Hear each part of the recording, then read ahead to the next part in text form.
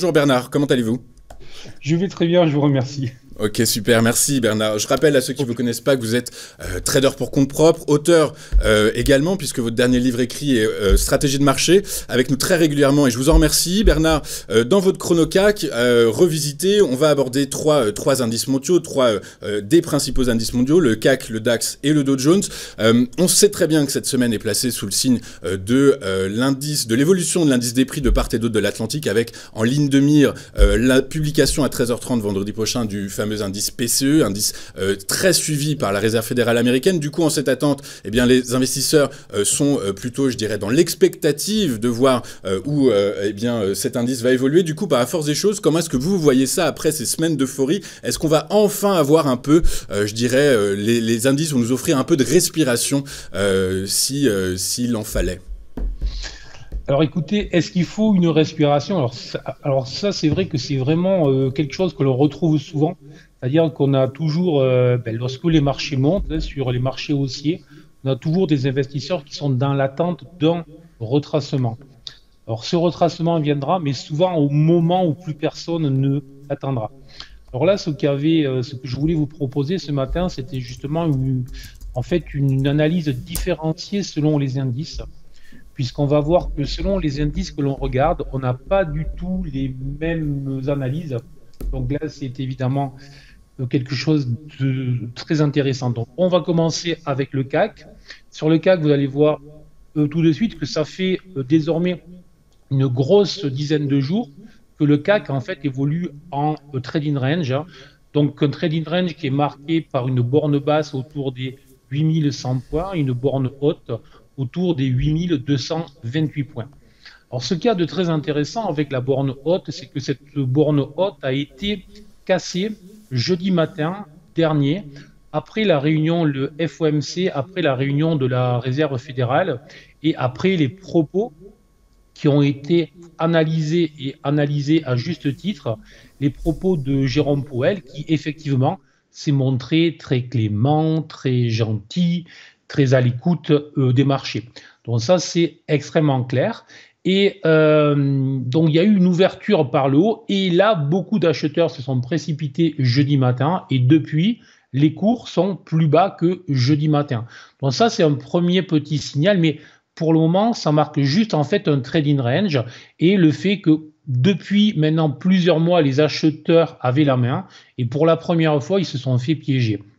Mais les vendeurs, à ce stade, n'ont toujours pas confirmé cette reprise en main très momentanée. Autrement dit, à ce stade, c'est vraiment de la neutralité totale.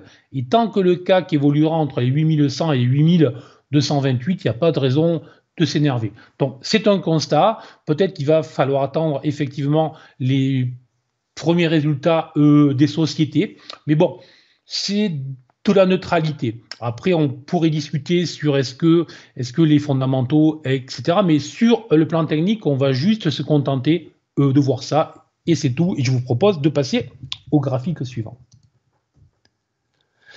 Donc là, maintenant, avec le DAX, on voit que le comportement du DAX depuis maintenant plus de 10 jours est tout à fait différent de celui du CAC, puisque lui est vraiment dans un canal ascendant très puissant et vraiment avec un mouvement. Et hier, typiquement hier, on a eu en fait un mouvement très puissant alors que le CAC et que les autres indices ne faisaient rien. On a eu en fait un démarrage en petite baisse. Et typiquement, les vendeurs qui cherchent à contrer les marchés, ce qui n'est jamais une excellente idée, se sont fait piéger. Et durant toute la matinée, laisse faire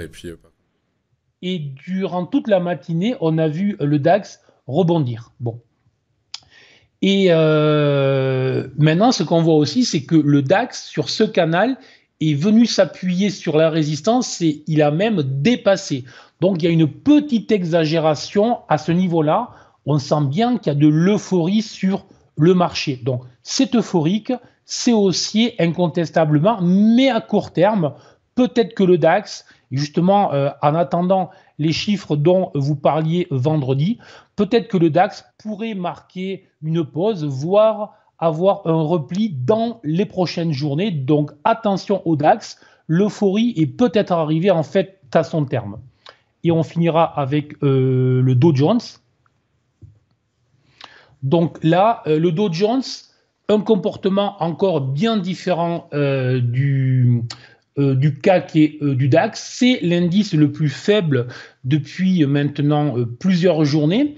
Et notamment, ce qu'il y a de remarquable, c'est qu'en fin de semaine dernière, il avait accéléré très fort avec une configuration en chandelier japonais très intéressante qui marque une accélération, mais qui marque aussi en fait une euphorie et une fin d'euphorie.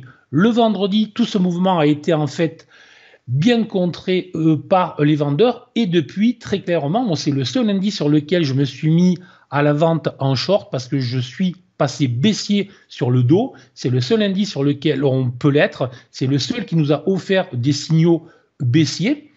Mais à l'instant même, donc ce matin, en attendant l'ouverture cet après-midi, on est là sur une ancienne résistance. Donc là, le niveau clé et l'ouverture du jour, le résultat du jour va être très important sur le dos pour la suite des prochaines journées, voire des prochaines semaines même, je dirais. Autrement dit, si on avait ce soir ou demain un dos qui clôturait plus bas que la clôture d'hier soir, on pourrait avoir une confirmation du petit signal baissier que nous avons eu en fin de semaine et qui a été confirmé dès lundi matin. Donc, si je résume, le CAC est en trading range, une zone de neutralité, le DAX est en excès haussier et potentiellement le dos est en attente de confirmation d'un retournement. Voilà pour les trois indices. Très clair. Écoutez, merci beaucoup Bernard pour vos analyses, vos précisions. Je rappelle que vous êtes trader pour compte propre et auteur également, puisque le dernier livre que vous avez publié s'intitule Stratégie de marché. Merci beaucoup Bernard d'avoir été avec nous ce matin. Nous, de notre côté, on marque une rapide courte page de publicité. On se retrouve juste après avec les Market Movers de Daniel Cohen de Lara. À tout de suite sur Téléfinance.